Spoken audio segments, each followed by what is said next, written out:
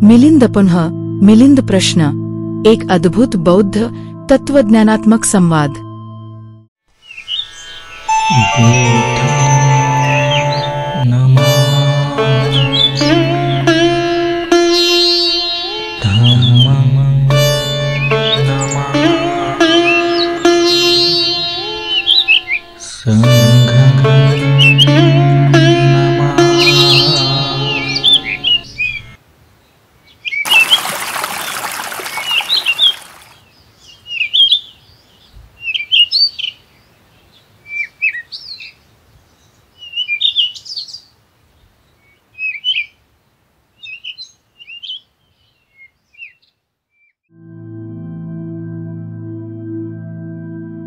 मेंढकारंभ कथा।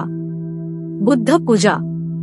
मिलिंद राजाने आयुष्यमान नागसेनांना अंजलीबद्ध प्रणाम केला व म्हणाला, भद्रे, निरनिराळ्या मतांच्या लोकांचे म्हणणे आहे की भगवान बुद्धांच्या मानसन्मानार्थ केलेली पूजा जर भगवान बुद्ध स्वीकारतात तर त्यांना निर्वाणपदाचा लाभ झाला असे म्हणता येणार नाही आणि ते या संसारात कोठे निश्चितच भटकत असतील।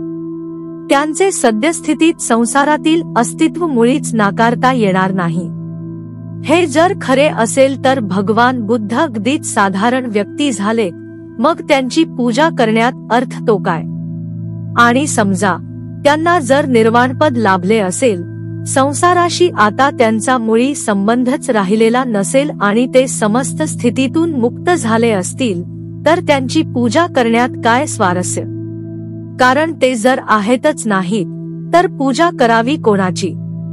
त्याचप्रमाणे भगवान बुद्धाला निर्वाणपद मिळाले असे म्हटले तरी प्रश्न सुटत नाही व निर्वाणपद नाही मिळाले म्हटले तरी प्रश्न सुटत नाही। त्यामुळे दोन्ही बाजूंनी विवादात सापडलेल्या भगवान बुद्धाची पूजा करण्यात काहीच अर्थ उरत नाही। हा प्रश्न सामान्य बुद्धी असलेल्या माणसाच्या शक्तींच्या पलीकडला आहे। सामान्य लोकांसाठी हा विषय नाही। महान लोकच हा प्रश्न सोडवू शकतात। आता आपणच कृपा करून या प्रश्नाचे सडेतोड उत्तर देऊन मिथ्या तर्काचे खंडन करावे।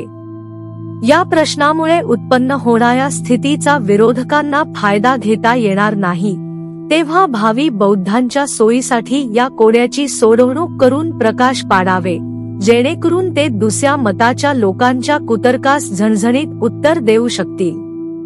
यावर स्थविर म्हणाले, महाराज, भगवान बुद्धांना महापरिनिर्वाणाचा लाभ झाला हे सूर्यप्रकाशा इतकेच खरे आहे। ते आता कोणत्याही पूजेचा स्वीकार किंवा अस्वीकार करीत नाहीत। बोधिवृक्षाखाली बुद्धत्वाची प्राप्ती करून ते या प्रश्नाच्या पलीकडे गेले होते।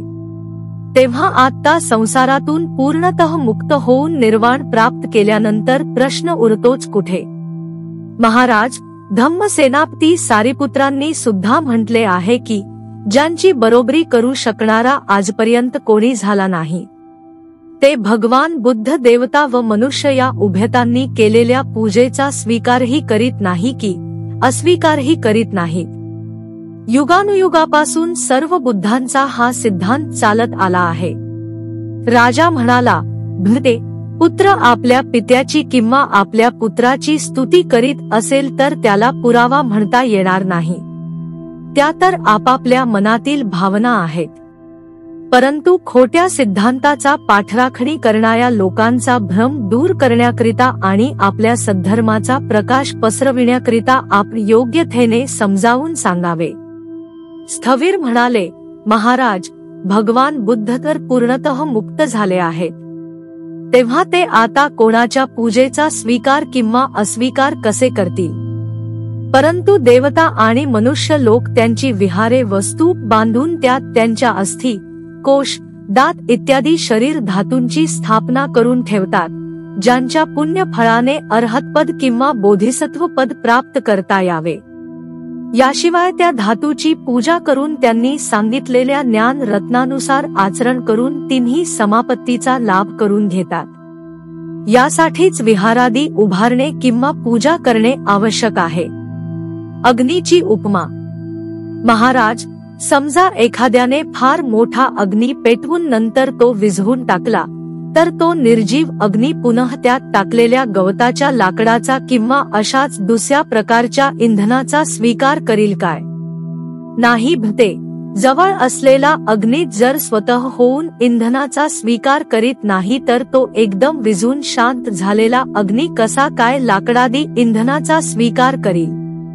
महाराज, तर काय मोठा अग्नी विझून शांत झाल्यानंतर जगातील सर्वच अग्नी नष्ट झाला काय? मुळीच नाही भते. अग्नी तर वाळलेल्या लाकडातून उत्पन्न होतो. ज्या कोणाला अग्नीची आवश्यकता असेल तो आपल्या सामर्थ्याने अरणीचे 2 लाकडाचे घर्षण करून अग्नी उत्पन्न करू शकेल आणि त्यापासून आपले कार्यही त्याला करता येईल. महाराज, तर मग त्या खोट्या सिद्धांताची पाठराखण करणाऱ्या दुसऱ्या मतांच्या लोकांनी भगवान बुद्धाबद्दल जे आक्षेप ते सर्व खोटे ठरतात की पूजेचा स्वीकार करणाऱ्यांची पूजा करणे व्यर्थ आहे. महाराज, जसा तो मोठा अग्नी पेटविण्यात आला तसेच भगवान बुद्ध सुद्धा आपल्या ज्ञान तेजाने या समस्त 10,000 लोक विश्वात विशाल अग्निपूजासारखे प्रकाशमान झालेत आणि जसा तो अग्नी विझून शांत झाला तसेच भगवंताने निर्वाणपदाची प्राप्ती करून त्यांनी संसारातून एकदा आपली आवागमनापासून सुटका करून घेतली. ज्याप्रमाणे पूर्णपणे पेटविलेला अग्नी विझून थंड झाल्यानंतर तो कोणत्याही लाकडादी इंधनास जाळू शकत नाही, तसेच संसारावर महान उपकार करणारे भगवान बुद्ध स्वीकार व अस्वीकार या प्रश्नापासून अगदी मुक्त झालेत आणि ज्याप्रमाणे अग्नी विझून गेल्यानंतर सुद्धा अग्नीची आवश्यकता भासल्यास कोणी अरणीचे घर्षण करून अग्नी उत्पन्न करू शकतो, तद्वतच देवता आणि मनुष्य भगवंताच्या अष्टधातूंची पूजा करून किंवा विहार स्तूपादी उभारून आणि तथागतांनी सांगितलेल्या सद्धर्मानुसार आचरण करून ते बुद्ध तेज निर्माण करू शकतात आणि तिन्ही सभाप्तींचा लाभ करून घेऊ शकतात. महाराज, यामुळेच भगवान बुद्धाने जर महापरिनिर्वाण प्राप्त केले असले तरी त्यांच्या प्रती केली जाणारी पूजा अचूक फळ देणारी ठरते आणि ध्येय साध्य करून देणारी ठरते.